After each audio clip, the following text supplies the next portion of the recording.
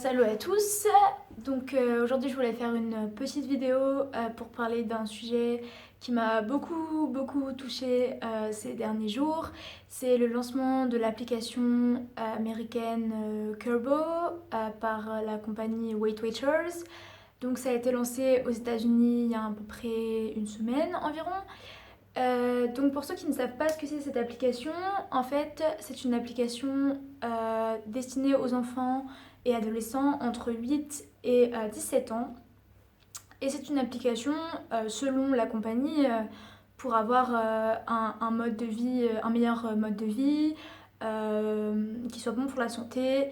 Mais en réalité, de mon point de vue et du point de vue de beaucoup de personnes qui s'intéressent au mental health et tout ça, c'est en fait une application de régime, tout simplement pour les enfants et adolescents. Donc cette vidéo, dans un premier temps, je vais juste vous expliquer un peu, pour ceux qui ne savent pas, ce qu'il y aurait en fait dans cette application. Ça a été lancé uniquement aux États-Unis, ça viendra peut-être en Europe, on ne sait pas encore. Et puis dans un deuxième temps, je vais vous expliquer pourquoi je pense que c'est très dangereux, cette application pour les enfants et adolescents, et la raison pour laquelle je boycotte complètement cette compagnie et je suis complètement contre cette compagnie et j'ai envie d'en parler.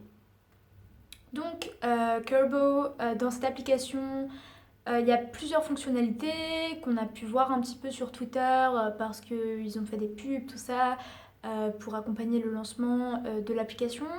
Donc, une des premières choses, c'est qu'on peut faire des photos qu'on appelle before after, donc une photo avant d'utiliser l'application et une photo après avoir utilisé l'application pendant par exemple 6 mois. Donc, en termes d'estime de soi et de culture du régime, etc., ça me paraît très mauvais. Une autre chose, c'est que évidemment le principe de base de l'application, en fait, c'est d'écrire chaque jour ce qu'on mange. Je rappelle que c'est pour des enfants entre 8 et 17 ans. Donc on met ça dans les mains d'une enfant ou d'un enfant de 9 ans, 9-10 ans, qui doit écrire j'ai mangé une pomme, j'ai mangé des pâtes bolo, etc. etc., etc. Également inscrire les activités sportives qui ont été faites ou non, donc s'il y a un sport de fesses, monter l'escalier, machin, machin. Et moi, ce qui m'a le plus choqué et vraiment honnêtement révolté, c'est qu'il y a une sorte de classification en fait par couleur pour les enfants. Donc ça va du vert au rouge, au milieu il y a le jaune. Je vous laisse concevoir le fait que le rouge, par exemple, ça va être les aliments en plus comme les chips, les barres chocolatées, les aliments qui sont pas conseillés à manger tous les jours en fait, alors que le vert ça va être les aliments qu'on peut, parce que j'ai lu un petit peu leur pub, tout ça. Le vert ça va être des aliments qu'on peut manger en quantité immodérée en fait, comme par exemple les légumes. Et donc voilà, c'est à peu près le principe de l'application. Et maintenant, je vais vous dire ce que je trouve les points que je trouve très problématiques dans cette application.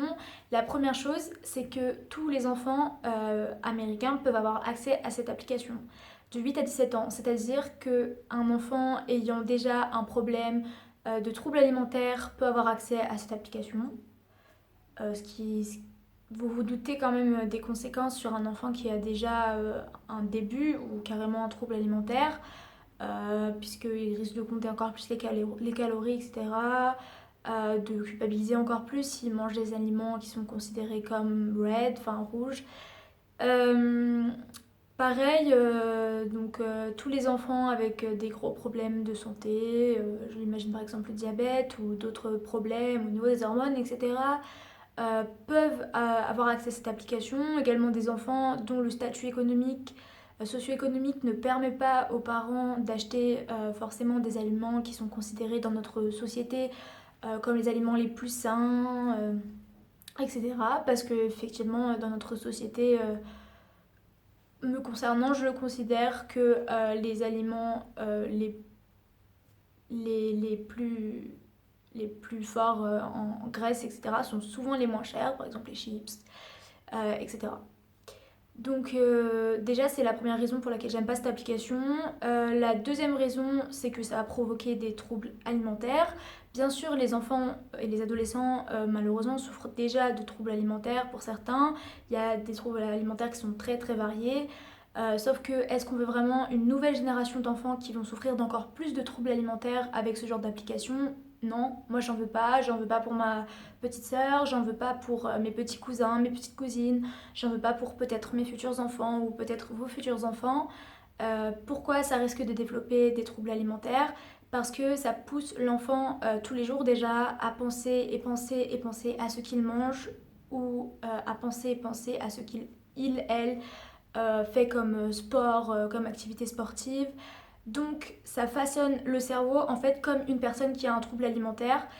Et une autre chose qui arrive souvent, parce que j'ai lu des articles dessus, chez les personnes qui souffrent de troubles alimentaires, c'est le fait de catégoriser la nourriture systématiquement de manière très manichéenne entre la mauvaise nourriture et la bonne nourriture.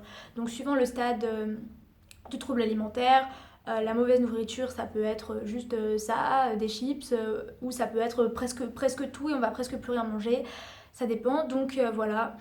Et pour toutes ces raisons, je suis contre l'application et pour toutes ces raisons, je vous demande de partager si vous êtes d'accord et pour toutes ces raisons, je vous demande d'en parler parce que c'est aucun enfant ne devrait avoir à se restreindre et à faire un régime.